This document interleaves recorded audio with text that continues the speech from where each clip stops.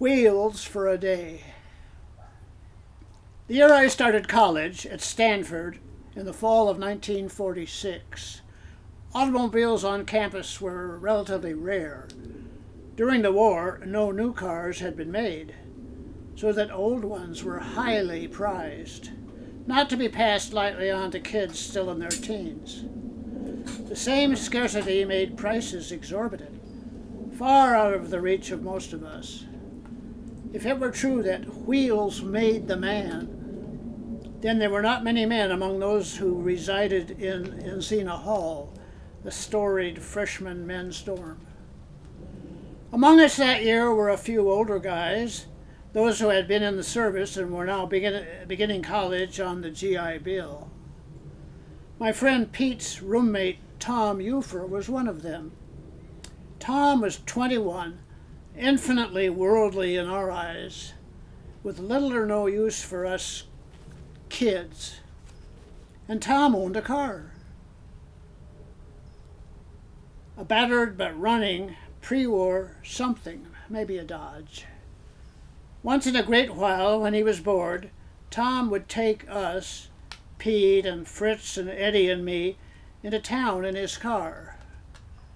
We'd get a burger and just revel in the luxury of getting somewhere by transportation other than our own legs. Our envy of his good fortune was as sinful as it was inevitable. One spring day, I was alone with Tom as he told me about his plans for the coming weekend. His older brother was taking him on a 3-day excursion to the beach. The brother would be picking Tom up in his convertible. Mostly as a joke, I asked Tom, "So you'll be leaving your car here, right?" That means I can drive it." To my total amazement, Tom answered, "Sure, Ted, that'd be fine." I nearly fainted. In the 48 hours before the weekend, I was in a trance of excitement. I woke very early on Saturday morning, threw on clothes, and hurried down the hall to Tom's room to pick up the car keys. Pete was there alone. "Where's Tom?" "Oh, they left last night." "What about his keys?" "I guess he took them with him.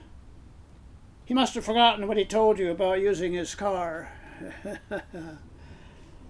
I went from disbelief to anger to despair to grim determination, all in a few minutes. I found my roommate, Fritz, quickly explaining to him what had happened. Together, we came up with a scheme. We would hotwire Tom's car. He had clearly intended to let me use it, but had simply overlooked the detail of the keys. He would surely want me to do what was necessary to make use of the idle car. Fritz knew how to detach the ignition wires, then resplice them to make the car go. What we needed was some way to switch it off. A quick trip to the hardware store provided the answer. A crude-looking knife switch mounted on a white porcelain base. Fritz struggled to fit it up behind the dash, eventually giving that up. We simply connected the wires and let the ridiculous-looking switch hang down into the space in front of the driver. We didn't care. It worked. We were in business.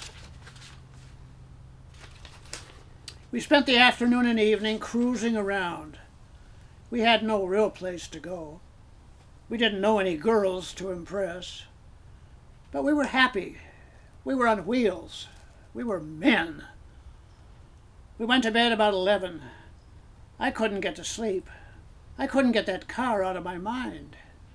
The thought of it just sitting out there, not being used, tormented me.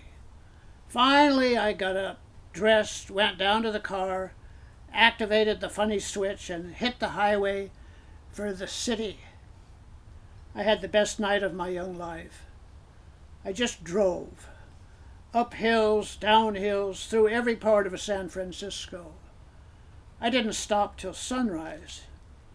Then, weary but content, I headed back down El Camino Real towards campus. It took a while for the flashing lights on top of the police car to register.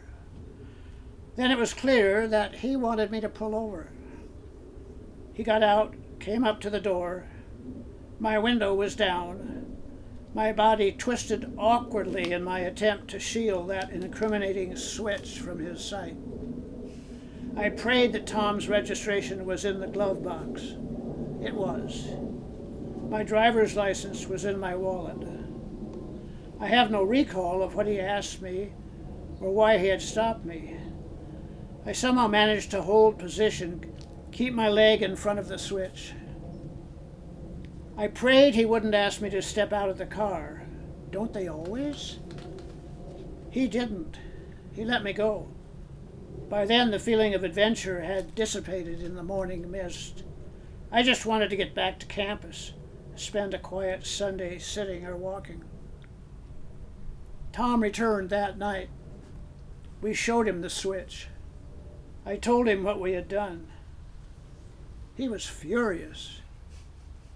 It became obvious that he had been joking me about using a guitar. He had taken the keys with him on purpose.